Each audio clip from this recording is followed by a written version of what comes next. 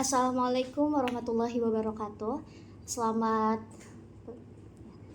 Selamat pagi dan salam sejahtera untuk kita semua. Sebelumnya saya mohon maaf dokter untuk saya membuka masker untuk mempresentasikan. Perkenalkan saya Rida Sofiatul Hovifah dengan NRP 2210220171 yang akan mempresentasikan jurnal reading yang berjudul mengenai imaging atau pencitraan pada obstruksi saluran nafas akut yang terjadi pada bayi dan anak-anak.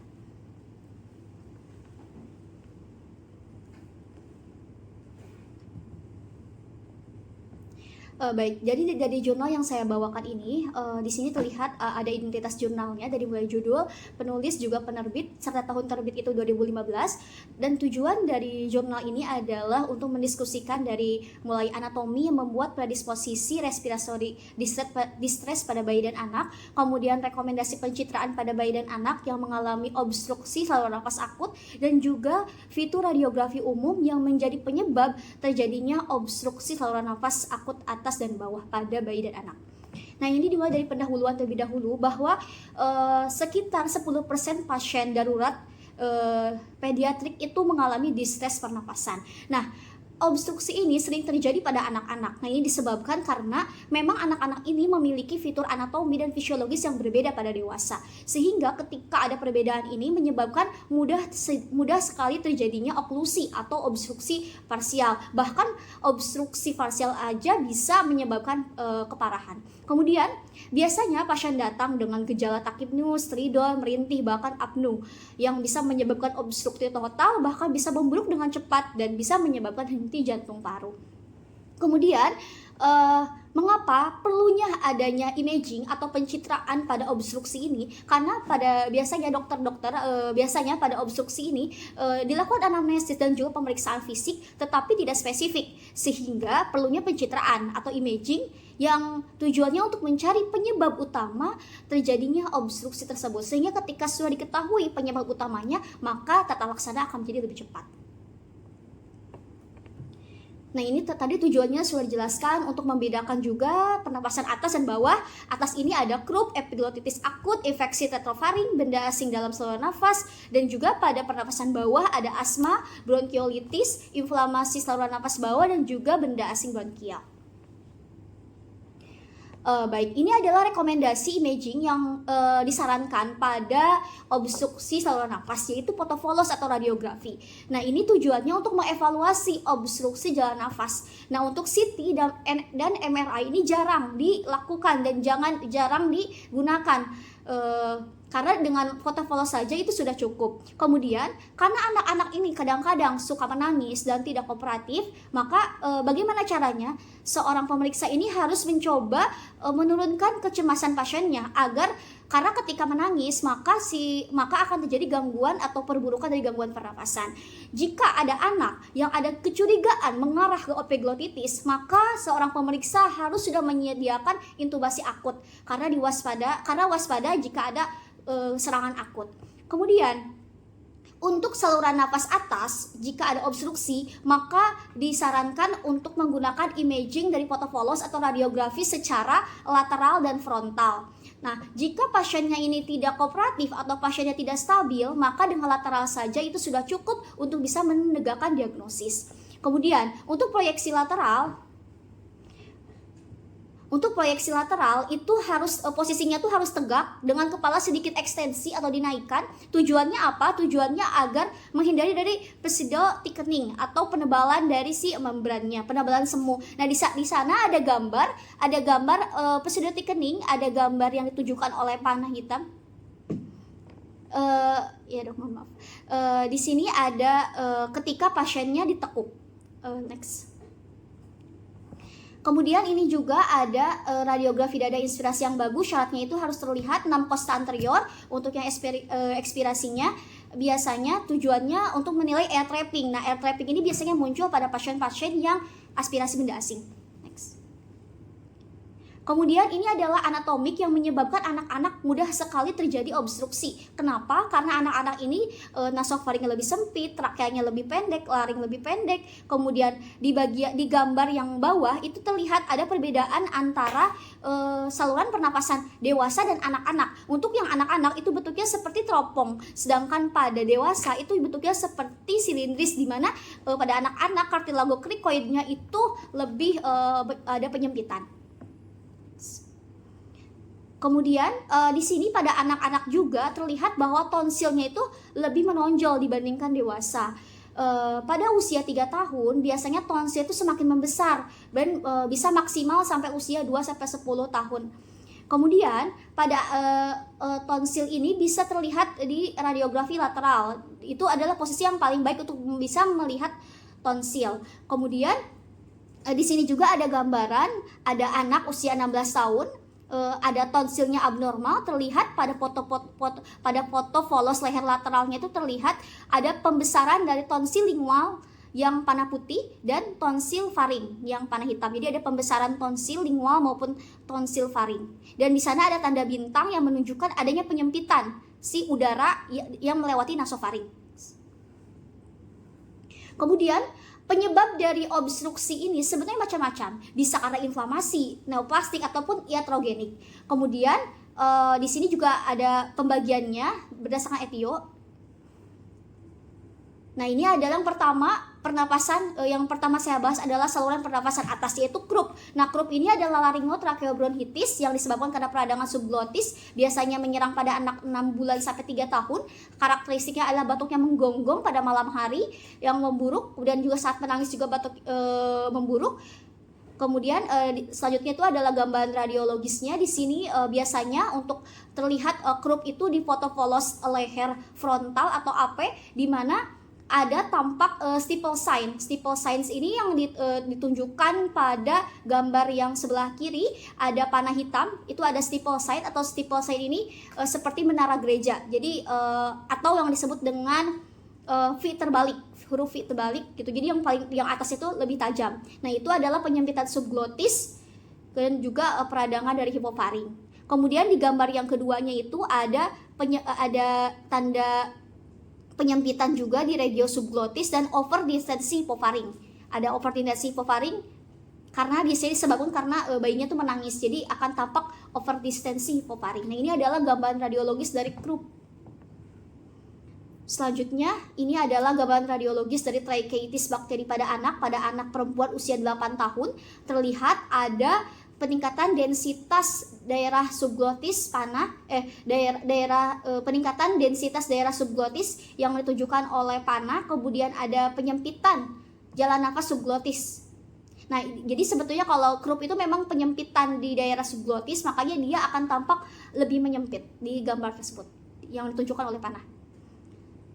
Selanjutnya itu yang kedua adalah masih saluran nafas atas, yaitu epiglotitis akut, di mana karena epiglotitis akut ini merupakan suatu penyakit yang bisa mengancam jiwa, maka dari itu perlunya tata laksana yang lebih cepat gitu, sehingga kalau dilakukan fotovolos secara frontal itu agak lambat karena pasiennya dalam kondisi tidak stabil, maka dilakukan fotovolos secara lateral. Kemudian di sini tampak ada tampak tanda khas igu jari atau thumb sign dan lipatan area epiglotik yang menebal. Jadi saat infeksi berkembang, supraglottis laring juga ini menunjukkan pembengkakan tambahan. Nah, ini ada gambaran pada pasien yang epiglotitis akut usia 4 tahun, anak laki-laki. Ini tampak lateral. Kemudian ada penebalan lipatan area epiglotis dan peningkatan opasitas laring dan pita suara. Selanjutnya masih di obstruksi saluran pernapasan atas, yaitu infeksi retrofaringeal. Nah, infeksi ini biasanya itu bisa menyebabkan abses. Nah, abses itu disebabkan karena nodes atau kelenjar getah bening pecah, jadi pecahnya KGB supuratif. Nah, kenapa biasanya pada anak sering sekali? Karena pada anak-anak prapuber itu KGB-nya itu masih mengalir ke nasofaring dan telinga tengah. Sedangkan pada anak yang sudah melewati puber itu KGB-nya itu menjadi atrofi. Maka dari itu infeksi retrofaringeal ini sering terjadi pada anak gitu. Ini etiologinya. Biasanya infeksi retrofaringeal juga mikroorganismenya juga banyak sekali. Kemudian untuk selulitis retrofaring ini lebih sering terjadi dan biasanya terjadi pada pasien usia 2-4 tahun dan neonatus ini lebih sering terkena. Dan pasiennya itu tampak seperti tanda-tanda sepsis. Nah, ini adalah gambaran dari infeksi retrofaringeal pada anak usia 12 tahun, anak laki-laki. Terlihat ada penebalan jaringan lunak retrofaring yang ditunjukkan oleh anak panah. Kemudian di sebelah kanan itu ada gambaran CT scan kontras dengan menggunakan kontras intravena untuk melihat abses gitu ya, untuk melihat ternyata ada kumpulan hipoatenuasi yang meningkatkan rim konsisten dengan abses retrofaringeal. Maka akan tampak gambaran seperti hipodens gitu. Jadi untuk yang CT scan, jadi untuk CT scan ini sebagai standar untuk diagnosis dari abses retrofaringeal, untuk melihat luasnya abses dan evaluasi dari komplikasi dari abses itu sendiri.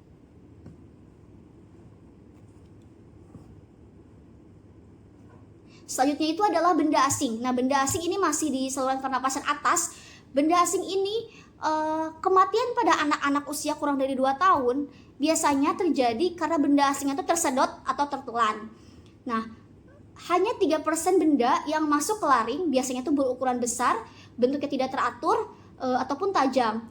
Nah, untuk bayi-bayi atau anak yang lebih kecil biasanya dia tuh aspirasi bahan makanan. Sedangkan pada anak yang lebih besar biasanya dia aspirasi benda asing, benda yang bukan makanan.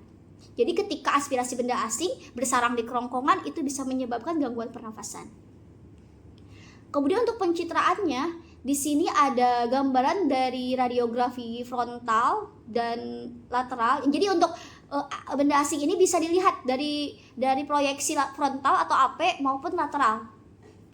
Dan biasanya benda asing ini jarang sekali gitu ya dalam bentuk radio ovak. Nah, kebetulan pada gambar di sini ada radio ovak. Di situ terlihat ada anak-anak usia 5 tahun Down syndrome.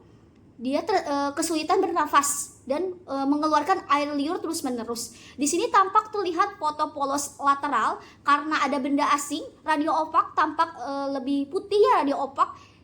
Nah, radio opak inilah ternyata adalah tulang yang dimakan, yang tersedak masuk ke saluran pernafasan.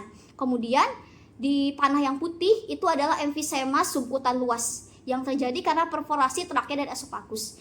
Nah, yang menjadi kesulitan di sini adalah bagaimana ketika ada aspirasi benda asing yang ternyata benda asingnya itu adalah bahan-bahan organik yang tidak terlihat gitu, yang tidak terlihat radio opak atau ada perbedaan densitas. Kemudian tanda-tanda tidak langsung itu adalah over distensi hipofaring. Jadi walaupun nggak terlihat apakah dia ada radio opak atau tidak, tapi sebetulnya bisa dilihat juga lewat adanya over distensi dari hipofaring. Kemudian selain itu CT scan juga bisa menunjang untuk menilai sisa benda asing setelah bronkoskopi atau bila ada kecurigaan komplikasi serius seperti perforasi aorta.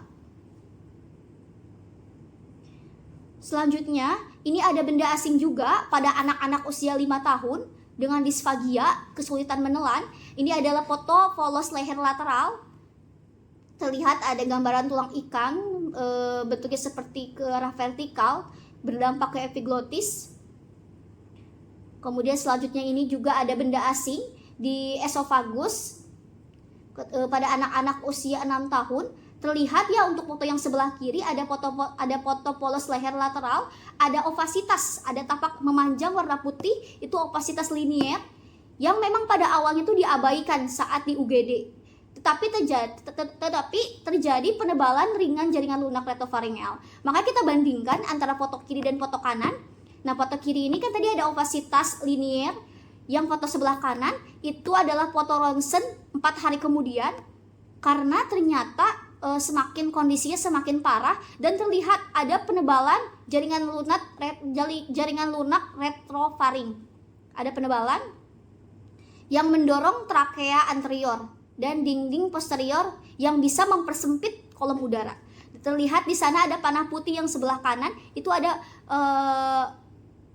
penyempitan, ya penyempitan kolom udaranya karena penebalan dari si jaringan lunak retrofaring.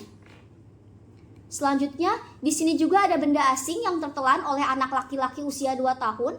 Di sini ada batraidis yang bersarang di bagian atas esofagus. Terlihat juga di sini ada foto ronsen lateral yang tampak samping. Ada pembengkakan jaringan lunak vokal di mana si trakea anteriornya itu cembung. Selanjutnya ini ada tertelannya batraidis pada anak perempuan 18 bulan, di mana pada gambar yang sebelah kiri yang pertama itu ada struktur esofagus tempat bakterinya bersarang. Jadi awalnya nggak ditemui. Jadi awalnya tuh si benda asingnya tidak dikenali. Kemudian kemudian dilakukan endoskopi di bagian gastrointestinal. Ternyata setelah dilihat ada struktur esofagus karena si tempat bakteri itu yang lama bersarang di sana. Kemudian di gambaran fluoroskop berikutnya ada tabung nasogastrik, ada kepala panah yang dimasukkan ke lokasi penyempitan esofagus, kemudian dimasukkan kontras untuk melihat ulcerasi esofagus. Nah, terlihat ada panah putih itu ada ulcerasi esofagus. Kemudian ada gambar selanjutnya yaitu ada pasien anak laki-laki usia 6 tahun, ada 2 koin dengan ukuran yang berbeda. Terlihat ada 2 koin bersarang di kerongkongan memberikan tampilan batraidis. Kemudian di foto polos lateral ada gambaran step off. Ya, terlihat step off, jadi ada proyeksi lateralnya, terlihat ada 2 koin yang ada di sekitar kerongkongan. Selanjutnya, tadi penyebab dari obstruksi selain dari peradangan yang tadi sudah disebutkan sebelumnya, bisa karena neoplasma. Nah, untuk neoplasma ini bisa karena yaitu masanya ada 2, ada massa endoluminal dan massa ekstraluminal. Nah, ini ada gambar yang terjadi pada anak laki-laki usia 10 hari yang mengalami stridor bifasik. Terlihat pada foto polos lateralnya itu ada densitas jaringan lunak halus yang memproyeksikan dinding posterior trakea dan terjadi penyempitan trakea subglotis. Nah, ini adalah disebabkan karena hemangioma subglotis, di mana hemangioma subglotis ini yang disebabkan karena neoplasma endoluminal. Jadi endoluminal ini adalah oklusinya parsial, jadi dari dalam. Dan juga di sini juga terlihat ada tampak yang memanjang ditunjukkan oleh kepala panah putih, itu ada nasogastrik tube. Selanjutnya, setelah membahas obstruksi saluran nafas atas akut, lanjut ke bagian bawah, di mana yang bagian bawah itu dari mulai trakea hingga bronkus intratoraks. Penyebabnya juga sama, bisa karena infeksi, bisa karena neoplasma, ataupun karena benda asing yang sudah sampai ke saluran nafas bawah. Nah, pada pasien yang neoplasma itu biasanya tidak menghasilkan manifestasi akut. Nah, ini adalah gambaran foto polos proyeksi frontal atau AP gambaran jalan nafas subglotis. Selanjutnya ini adalah ada asma. Asma atau penyakit saluran nafas reaktif. Asma ini disebabkan oleh alergi, jadi terjadi hiperreaktivitas atau hiperresponsivitas pada saluran nafas. Jadi ada obstruksi. Nah, obstruksi ini disebabkan karena inflamasi atau edema yang dipicu oleh lingkungan dan emosional. Nah, biasanya pada anak yang sebelum usia 5 tahun tidak didiagnosis sebagai asma, tetapi disebut sebagai penyakit saluran nafas reaktif karena membutuhkan parameter lab dan klinis. Tetapi ketika sudah usia 2 sampai ketika sudah lewat 5 tahun dan ternyata memiliki gejala seperti asma, maka sudah ditegakkan sebagai asma. Kemudian untuk pencitraannya, nah untuk pencitraan dari asma sendiri sebenarnya untuk melihat ke arah komplikasi seperti anaknya ini ternyata mengarah ke pneumonia, ataupun misal ketika diberikan obat untuk asma, pasiennya itu tidak merespon terhadap terapi standar atau ada kekhawatiran ke arah pneumonia sehingga perlunya pencitraan yang mengarah ke arah komplikasi dari asma itu sendiri. Nah, untuk radiografinya mungkin saja ada gambaran seperti hiperinflasi halus, atau mungkin aja gambaran foto polosnya normal, ataupun ada peningkatan diameter dada dari anteroposterior, kemudian ada peningkatan ruang udara retrosternal. Nah, untuk CT scan itu tidak diindikasikan. Kemudian Untuk pasien yang curiga asma juga bisa evaluasi ke arah pneumotoraks, pneumomediastinum, emfisema subkutan pada radiografi leher dan dada. Nah, ini adalah gambar dari pasien yang mengalami eksaserbasi asma dengan komplikasi ke arah pneumomediastinum. Pneumo ini udara, berarti ada udara di mediastinum pada anak laki-laki usia 12 tahun. Bisa dilihat bahwa di foto polos frontalnya itu ada di panah atas itu ada emfisema subkutan, kemudian di bagian mediastinumnya di anak panah yang panah bawah itu ada udara di dalam mediastinum. Kemudian di foto yang sebelahnya lagi yang kanan itu ada gambaran pneumomediastinum. Terlihat ya ada gambaran lusen gitu, ada lusen, jadi ada udara di dalam mediastinum. Kemudian ini juga ada gambaran tiroiditis subfuratif akut pada anak perempuan usia 14 tahun, di mana foto lateralnya itu terlihat ada pembengkakan jaringan lunak di dekat kelenjar tiroid yang ditunjukkan oleh panah. Kemudian untuk CT scan aksial dengan kontras ini terlihat adanya enhancing multiple pada panah padat hitam, ada enhancing multiple. Kemudian ada gas ya, panah putus-putus putih di dalam kelenjar tiroid. Kemudian di bintang yang tadi, yang gambaran bintang itu ada penyempitan dan pergeseran trakea. Nah, itu disebabkan kenapa? Karena adanya pembengkakan dari jaringan lunak. Selanjutnya bronkiolitis. Bronkiolitis ini adalah disebabkan oleh inflamasi juga, biasanya menyerang pada anak usia kurang dari 2 tahun, disebabkan oleh virus. Kemudian biasanya anak itu mengalami mengi. Kemudian untuk gambaran pencitraannya terlihat di sini biasanya saluran udaranya kecil, ada edema dinding bronkus yang menyebabkan hiperinflasi atau adanya udara. Di sini tampak ada gambaran bronkiolitis pada anak laki-laki. Pada anak perempuan usia 4 tahun yang mengalami sesak, di mana ada penebalan dinding bronkus yang ditunjukkan oleh panah, tetapi tidak ada hiperinflasi. Kemudian di foto lateralnya juga tidak menunjukkan tanda-tanda hiperinflasi, tetapi menunjukkan konfigurasi hemidiafragma yang normal. Kemudian ini masih gambar bronkiolitis yang disebabkan oleh infeksi virus sinsitial pernafasan pada anak yang usianya 14 tahun laki-laki, di mana terlihat di sini tampak lusen. Jadi paru-paru hiperinflasi karena terlihat koste anterior, 6 koste anteriornya terlihat, dan ada area atelektasis yang ditunjukkan oleh gambaran, di mana ini merupakan karakteristik khas juga pada bronkiolitis yang terkait virus. Kemudian ini pada gambaran saluran nafas anak perempuan reaktif usia 6 tahun yang mengalami mengi. Terlihat pada foto polos frontalnya, koste ketujuhnya tidak tumpang tindih dengan hemidiafragma, ada hiperinflasi dan ada penebalan dinding bronkial. Kemudian pada ronsen dada lateral itu ada tanda-tanda hiperinflasi karena ada tanda-tanda radiolusen, dan ada peningkatan ruang udara retrosternal, jadi di belakang sternum yang diberikan tanda bintang itu terlihat, dan ada pendataran di mana si diafragma itu tampak lebih datar karena hiperinflasinya. Selanjutnya setelah tadi lanjut masih di saluran pernapasan bawah ada benda asing. Jadi benda asing ini selain ada di saluran atas itu bisa masuk ke saluran napas bawah. Nah, untuk gambarannya jadi hampir sama. Untuk gambarannya itu pencitraannya di sini ada bayi laki-laki usia 5 hari di NICU.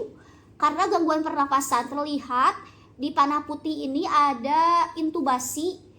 Bayinya diintubasi ya, terlihat panah putih ada intubasi. Kemudian ada NGT yang masuk ke lambung. Kemudian di sini ada tubular opacity di atas bronkus utama. Nah, di sini ada ujung kateter pengisap yang masuk ke dalam saluran pernafasannya. Jadi si ujung suction kateternya itu masuk. Makanya terlihat gambaran sedikit radio opak gitu. Gitu. Nah, jadi untuk pasien yang aspirasi benda asing ini perlu gitu ya, perlu dicek saat foto pose itu inspirasi dan ekspirasi. Tujuannya apa? Jadi ketika inspirasi itu biasanya kan saluran udaranya lebih besar, udara mengalir ke paru-paru. Nah, kalau saat ekspirasi, ketika ada benda asing yang menyangkut di sana, ketika saluran udara menyempit, maka udara ini ketika ekspirasi udaranya malah terperangkap di distal benda asing, di bagian distal benda asing, maka dari itu akan terlihat hiperinflasi. Nah, ini adalah gambaran lagi ketika paru yang terkena akan tetap jernih saat ekspirasi. Nah, ini yang gambar kiri ini ada anak laki-laki usia 24 bulan yang mengalami tersedak, mengi.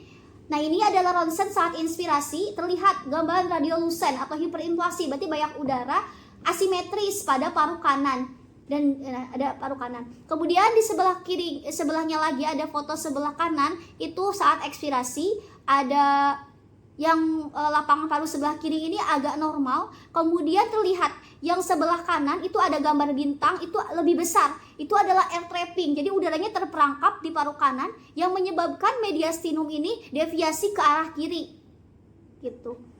Next. Nah, untuk CT scan pada aspirasi ini tidak diindikasikan karena bisa menunda diagnosis.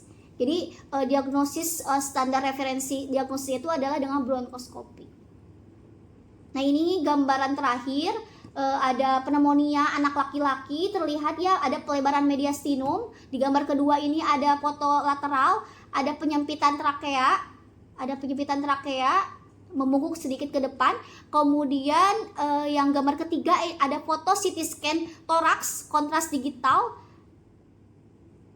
di mana ada penyempitan dan pembengkokan trakea ya, yang gambar bintang. Kemudian terakhir ini ada CT scan, ada rekonstruksi CT scan 3 dimensi. Terlihat ada gambar kupu-kupu. Nah, kupu-kupu ini ternyata udah lama, 1 tahun yang lalu gitu, jadi masih ada di sana terlihat. Nah, untuk kesimpulannya, diagnosis banding dari obstruksi saluran nafas akut ini dibagi menjadi 2, atas dan bawah. Nah, jadi setiap proses yang menyempitkan jalan nafas itu bisa menyebabkan peningkatan dari resistensi jalan nafas dan peningkatan kerja pernapasan. Nah, untuk pasien yang berpotensi mengancam jiwa atau resiko meninggal seperti pasien epiglotitis, abses retrofaring, kemudian trakeitis bakteri, aspirasi benda asing, nah itu adalah pasien yang mengancam jiwa. Makanya perlu intubasi, persiapan intubasi akut.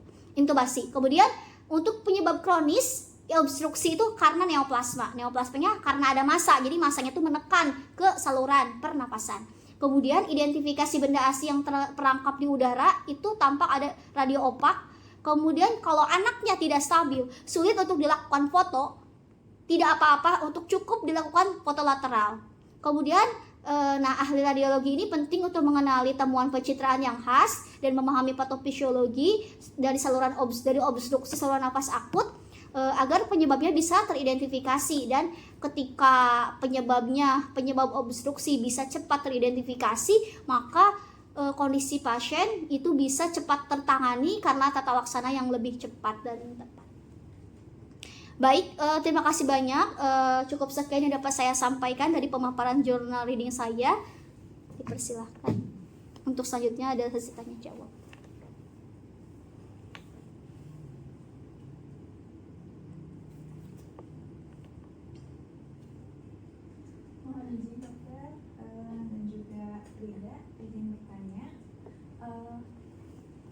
Mengapa pada obstruksi duri pasien anak tidak mencoba langsung ke pencitraan energi? Terima kasih. Baik, terima kasih banyak atas pertanyaannya. Mengapa pada pasien obstruksi saluran pernapasan anak tidak langsung menggunakan MRI? Jadi berdasarkan yang sudah saya pelajari bahwa untuk obstruksi, karena ini pasiennya ada benar-benar urgensi dan darurat dan butuh pertolongan segera, maka cukup untuk dilakukan foto polos saja, karena tujuannya kan untuk mencari etionya, di manakah letak obstruksinya, begitu. Nah, jika dilakukan foto MRI mungkin memang lebih terlihat gitu. Tetapi MRI ini membutuhkan waktu yang lama gitu. Scanningnya aja membutuhkan waktu yang lama. Justru ini malah membahayakan pasiennya. Sedangkan kita butuh tata laksana yang segera. Dan juga ya MRI juga mahal, dan memang MRI ini dipergunakan untuk jaringan lunak biasanya gitu. Sedangkan kalau obstruksi di leher ya cukup melihat mana etio dari obstruksinya gitu. Kalau MRI kan bisa melihat jaringan lunak kayak seperti abses ataupun memang ada massa. Tapi biasanya karena membutuhkan segera, maka cukup dengan foto polos saja. Nah, baik, itu sih jawabannya. Baik, silakan untuk pertanyaan selanjutnya. Baik, mohon izin bertanya. Baik, terima kasih sebelumnya atas presentasinya. Tadi sudah diperlihatkan mengenai gambaran dari air trapping atau hiperlusen pada pasien aspirasi benda asing. Nah, apa yang menyebabkan munculnya gambaran air trapping tersebut? Terima kasih. Baik, sebentar ya saya perlihatkan di PPT aspirasi benda asing. Atau mungkin langsung saya jelaskan saja. Jadi kenapa pada aspirasi benda asing air trapping gitu ya, ada udaranya itu terperangkap. Nah, jadi makanya ketika dilakukan foto polos itu ada inspirasi, ada ekspirasi. Sebentar.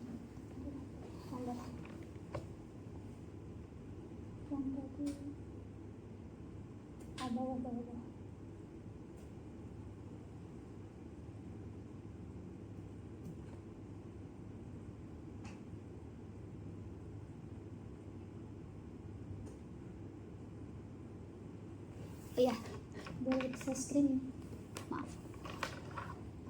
Sebenarnya saya share screen dulu untuk yang aspirasi benda asing, mengapa ada air trapping begitu.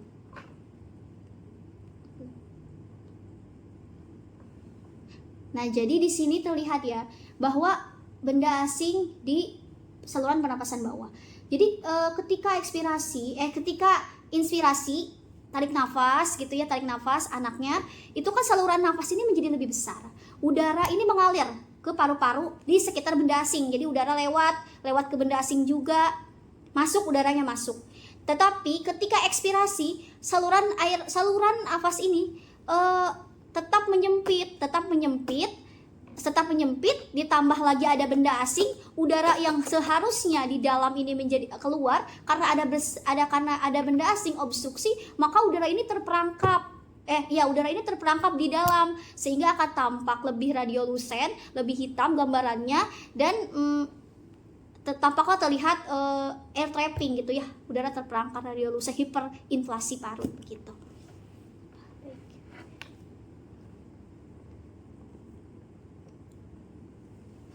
Itu saja jawabannya. Untuk selanjutnya dipersilakan pertanyaan selanjutnya.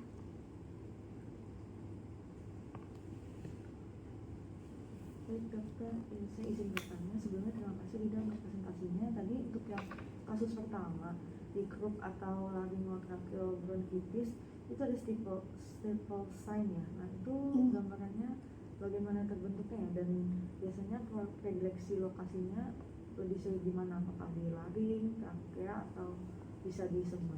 Terima kasih. Ya, baik. Terima kasih banyak Anastasia atas pertanyaannya. Tadi pertanyaan itu mengenai croup ya. Jadi croup ini adalah obstruksi di pernapasan atas. Nah, tanda khas itu ada stipple sign. Stipple itu artinya menara gereja, atau biar lebih gampang diingat adalah bottle wine. Ya, bottle wine kan di atasnya itu tampak lebih tajam ke atas atau bentuk V terbalik. Nah, bentuk bottle wine atau stipple sign ini khas pada croup. Nah, mengapa tanda seperti ini terjadi gitu ya? Nah, karena croup ini kan peradangan pada subglotis. Nah, area yang menyempit itu adalah area subglotis. Jadi ada penyempitan di area subglotis. Selain itu ada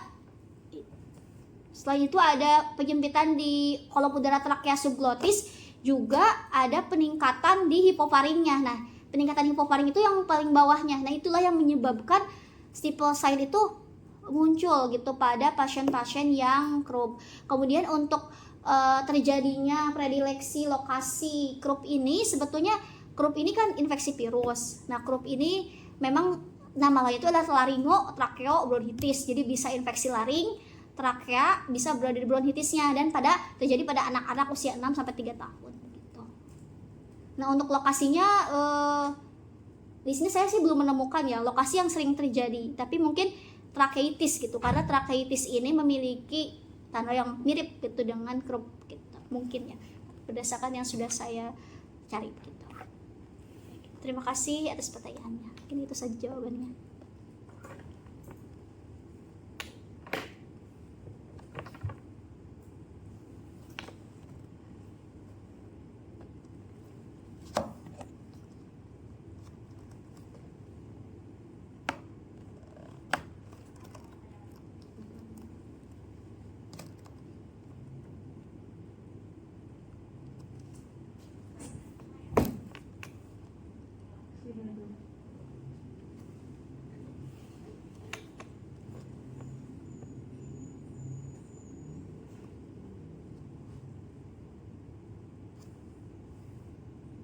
Udah kasih kan pertanyaannya.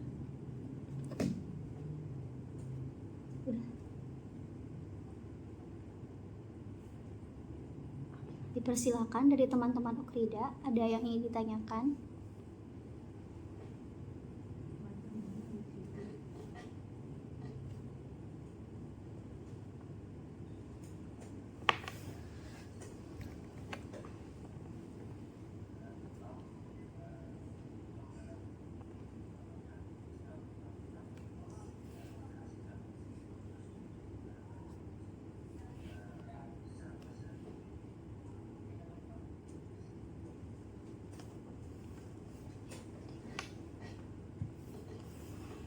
Baik, terima kasih banyak atas pertanyaannya.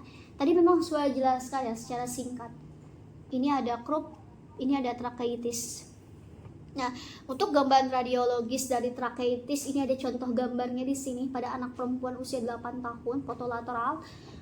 Ada peningkatan densitas daerah subglotis yang panah, ya ada peningkatan densitas subglotis, ada penyempitan airway dari subglotis juga. Nah, jadi sebetulnya trakeitis ini memang tadi mirip ya dengan Assalamualaikum warahmatullahi wabarakatuh. Selamat pagi dan salam sejahtera untuk kita semua. Sebelumnya saya mohon maaf dokter untuk saya membuka masker untuk mempresentasikan. Sebelumnya perkenalkan saya Rida Sofiatul Hovifah dengan NRP 2210210171. Dia akan mempresentasikan jurnal reading yang berjudul mengenai imaging atau pencitraan pada obstruksi saluran nafas akut yang terjadi pada bayi dan anak-anak.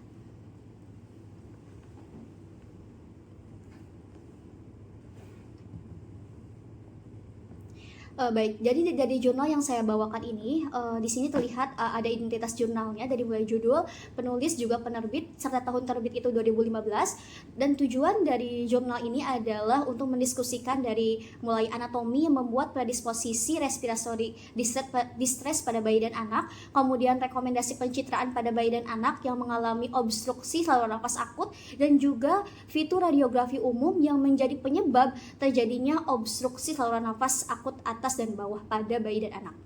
Nah, ini dimulai dari pendahuluan terlebih dahulu bahwa sekitar 10% pasien darurat pediatrik itu mengalami distress pernapasan. Nah, obstruksi ini sering terjadi pada anak-anak. Nah, ini disebabkan karena memang anak-anak ini memiliki fitur anatomi dan fisiologis yang berbeda pada dewasa. Sehingga ketika ada perbedaan ini menyebabkan mudah sekali terjadinya oklusi atau obstruksi parsial. Bahkan obstruksi parsial aja bisa menyebabkan keparahan. Kemudian, biasanya pasien datang dengan gejala takipnus, stridor, merintih, bahkan apnu yang bisa menyebabkan obstruksi total, bahkan bisa memburuk dengan cepat dan bisa menyebabkan henti jantung paru.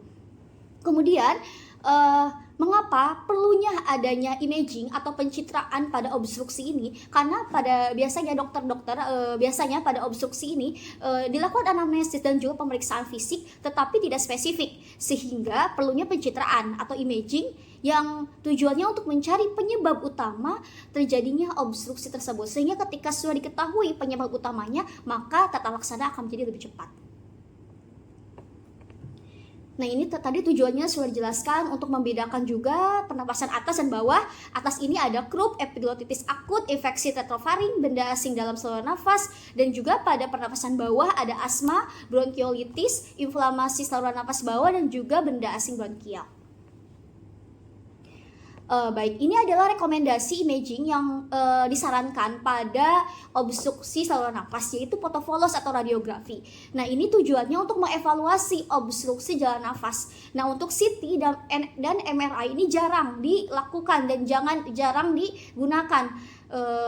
Karena dengan fotofolos saja itu sudah cukup. Kemudian, karena anak-anak ini kadang-kadang suka menangis dan tidak kooperatif, maka bagaimana caranya? Seorang pemeriksa ini harus mencoba menurunkan kecemasan pasiennya karena ketika menangis maka akan terjadi gangguan atau perburukan dari gangguan pernapasan.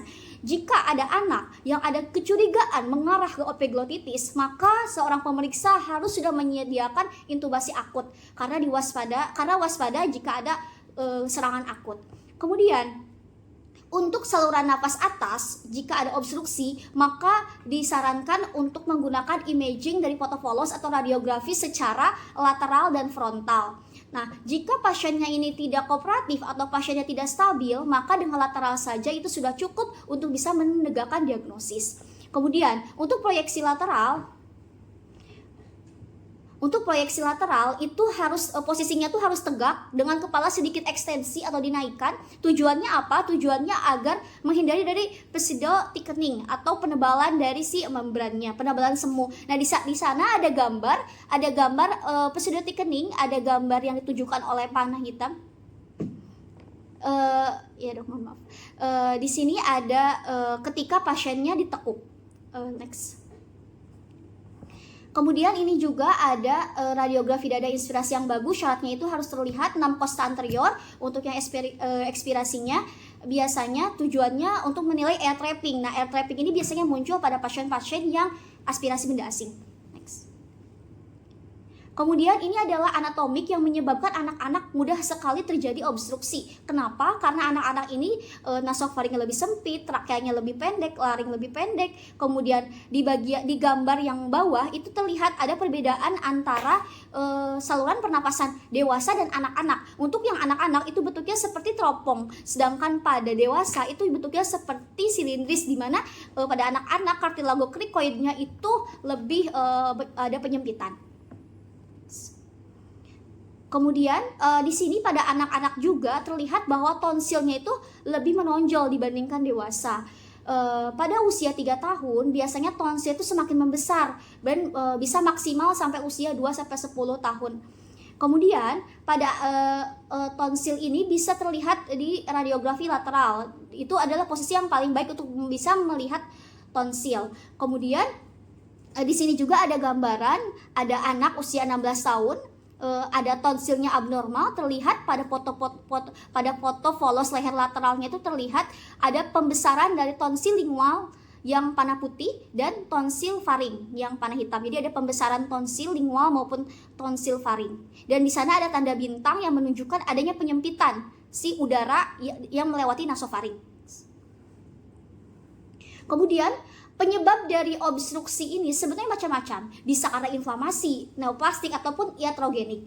Kemudian di sini juga ada pembagiannya berdasarkan etio. Nah, ini adalah yang pertama saya bahas adalah saluran pernapasan atas, yaitu croup. Nah, croup ini adalah laringotracheobronchitis yang disebabkan karena peradangan subglotis, biasanya menyerang pada anak 6 bulan sampai 3 tahun. Karakteristiknya adalah batuk yang menggonggong pada malam hari yang memburuk, kemudian juga saat menangis juga batuk memburuk.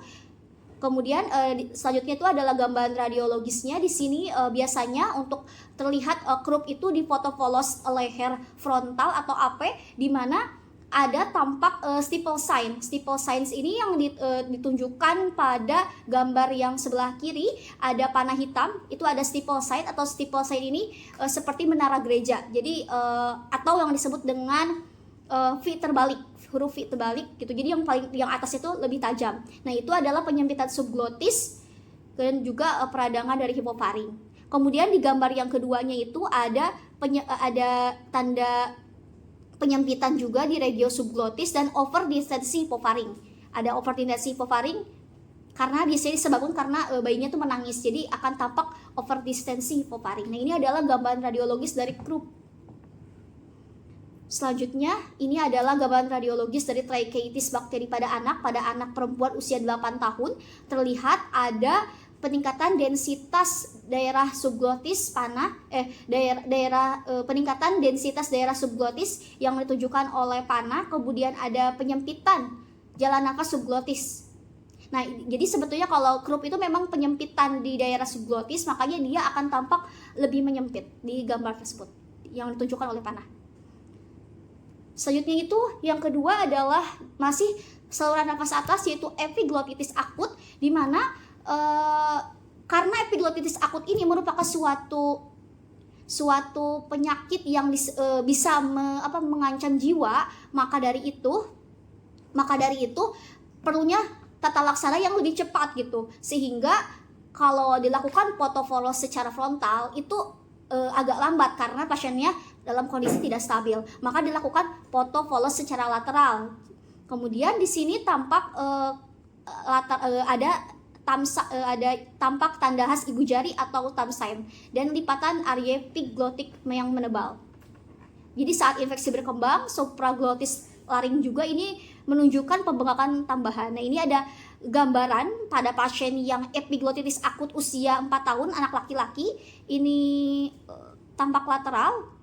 Kemudian ada penebalan lipatan area epiglotis dan peningkatan opasitas laring dan pita suara.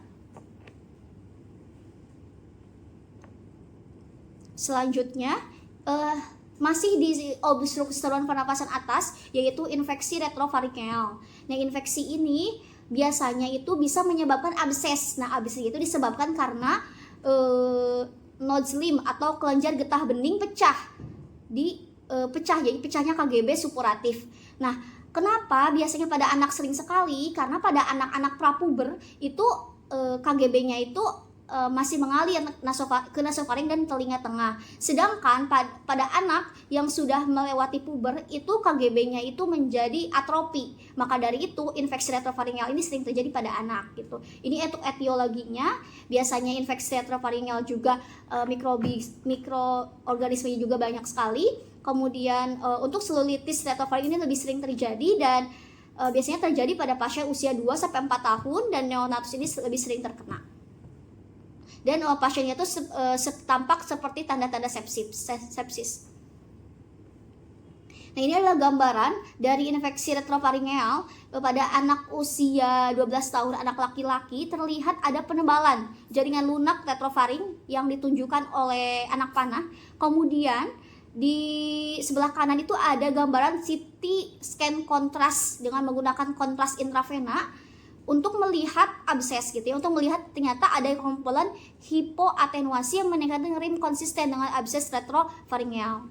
Maka akan tampak gambaran seperti hipodens gitu. Jadi untuk yang CT scan, jadi untuk CT scan ini sebagai standar untuk diagnosis dari abses retrofaringeal, untuk melihat luasnya abses dan evaluasi dari komplikasi dari abses itu sendiri.